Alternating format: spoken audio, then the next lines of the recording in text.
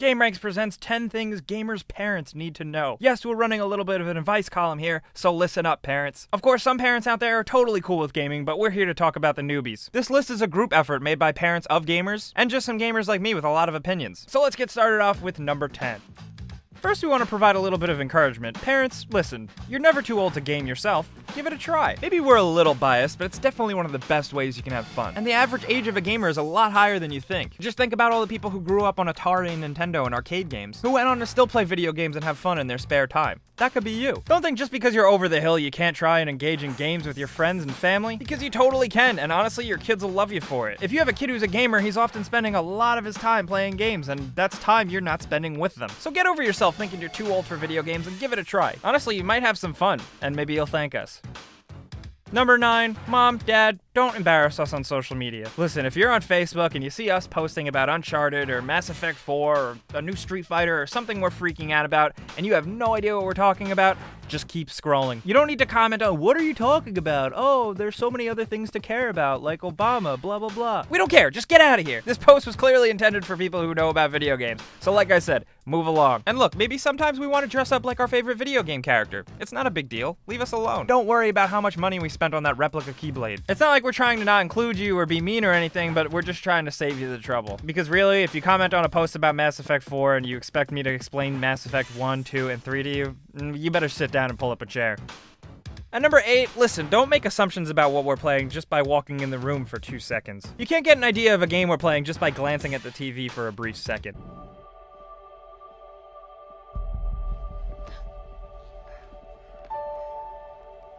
Because really, we can explain, and there's so much more to the game than that, so just give it a chance. You know, we're not always just playing Super Mario. There's a lot of really cool experiences out there, and a lot of fun and engaging games. It could also be a game we're incredibly invested in, so don't walk into the room and dismiss it, because that's really a huge buzzkill. It's just like if we walk in while you were watching a movie, during a climactic or emotional dramatic scene, and we just start making fun of it. How would you like that? At number 7, let's cover a little consumer education. Listen, Mom and Dad. Not all games work on every platform. You can't walk into the store and buy an Xbox game to play it on your son's PS3. It just doesn't work like that. There's a few things you have to learn, especially if you're going to be spending a chunk of change on these games, especially during Christmas or the holidays. You should at least educate yourself on what you're buying so you don't make your kid unhappy and make your wallet empty. Just take a few minutes of Googling and figure out the difference between the Xbox 360 and the Xbox One. No, the Xbox One didn't come first. And also figure out the difference between the Wii and the Wii U. No, the Wii U isn't just an iPad controller. And Skylanders, Disney Infinity, and Amiibos, good luck with that. Just figure this shit out. It only takes a second, and you'll definitely save some embarrassment at the electronics store. At number 6, listen, parents, if your child moves out and he leaves some stuff behind, keep in mind, all gaming stuff isn't junk, especially the older things. Don't throw it out. It's not garbage. Please, for the love of God. And really, seriously, please, if you are gonna sell stuff, put it out on a garage sale or something, at least research the stuff before you sell it off. Because you could have something really rare on your hands, like an old Nintendo cartridge that's worth hundreds, and you just give it to some Joe Schmo at the garage sale for $2. And honestly, we probably shouldn't even be having this conversation. You should ask your son or daughter before you sell their shit. Come on. There's so many stories out there about parents who sold their child's older stuff off, whether it's a video game or a comic, only to realize later that it was incredibly rare and worth a ton of money. You don't want that to happen to you. Trust us.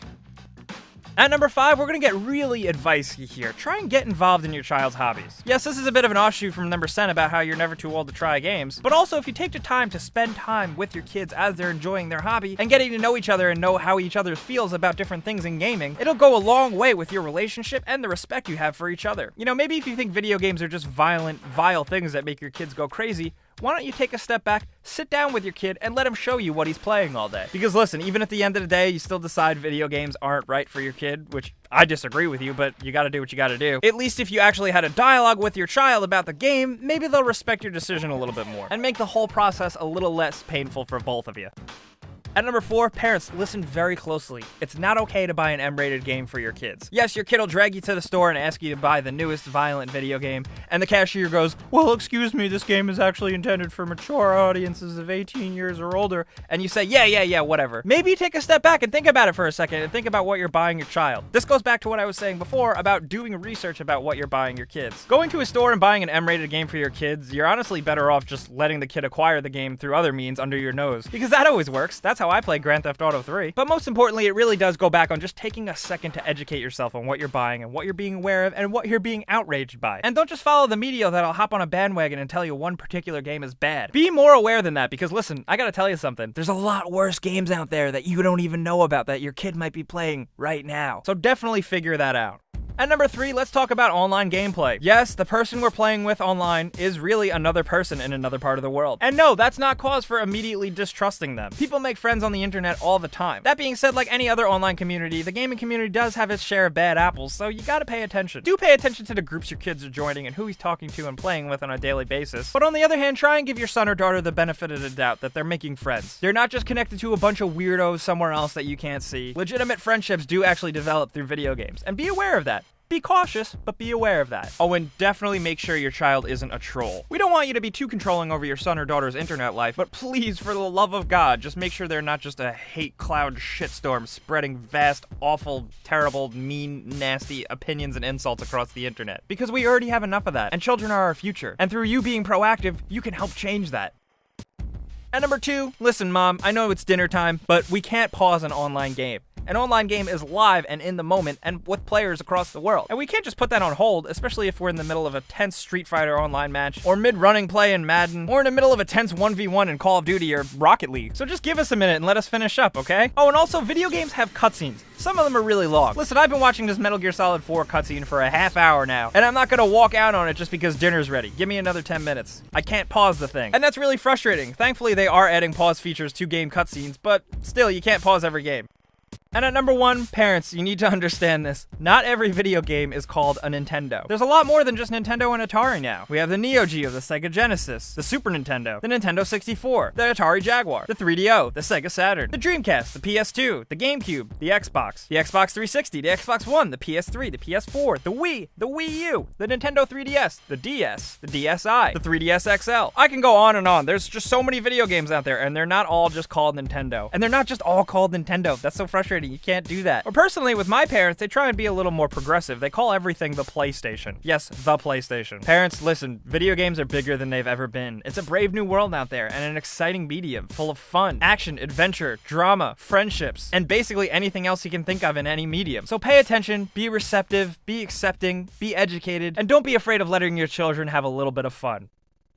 So those are 10 things we think parents of gamers absolutely need to know. This list is for everyone, whether it's a gamer or their parents. And we want to hear from both of you guys, people who play video games. What are some gripes you have with your parents? What are some things you wish your parents knew about your video game hobby? And parents, if there are any parents who are watching this video, welcome, hello, this is the internet, nice to have you here. We want to know what you think about this list and how you engage in your child's hobby. Any sanctions you impose or ways you try and get involved, let us know in the comments. If you learned a thing or two in this video, click the like button because it really helps us out. It's almost like giving us a tip. Listen, I don't have any kids, but I work with a lot of people who have kids, so that's how we made this list. But you can follow me on Twitter and talk about this stuff at Jake Baldino. And if you are new, you can subscribe because we do videos like this every day. But whether you're new or not, thanks for watching, and we'll see you guys next time.